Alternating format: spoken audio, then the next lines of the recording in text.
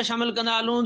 डेरकी में सियासी समाजी तंज़ीमुनि तरफ़ां सिंध में धारियनि जा जाली डोमिसाइल ठाहिण ख़िलाफ़ नेशनल प्रेस क्लब डेरकी अॻियां एहतजाज कयो वियो। एहतजाज दौरान सिंध में ठहंदड़ जाली डोमिसाइलनि ख़िलाफ़ सख़्त नारेबाज़ी कई वई। इन मौक़े ते ख़िताब कंदे मीर हसन लाशारी, ज़हूर दाए, विजय कुमार चावला, कामरेड मुकेश कुमार ऐं ॿियनि चयो त हिकु साज़िश तहत सिंध में सिंधी माण्हुनि खे इक़लियत में तब्दील करण लाइ धारियनि खे आबाद करे डोमिसाइल ठाहे ॾिना पिया वञनि। हिननि चयो त जाली डोमिसाइलनि खे रद्द करण लाइ पीपी हुकूमत हिकु कमेटी क़ाइमु कई हुई, जंहिंखे 1 साल थी वियो आहे, पर का बि अॻुभराई न थी सघी आहे ऐं न वरी धारियनि जा जाली डोमिसाइल रद्द कया विया आहिनि। हिननि मुतालबो कयो त 1954 खां पोइ आयल समूरनि धारियनि जा डोमिसाइल ऐं शनाख़्ती कार्ड रद्द करे सिंध मां निकाली ॾिनी वञे।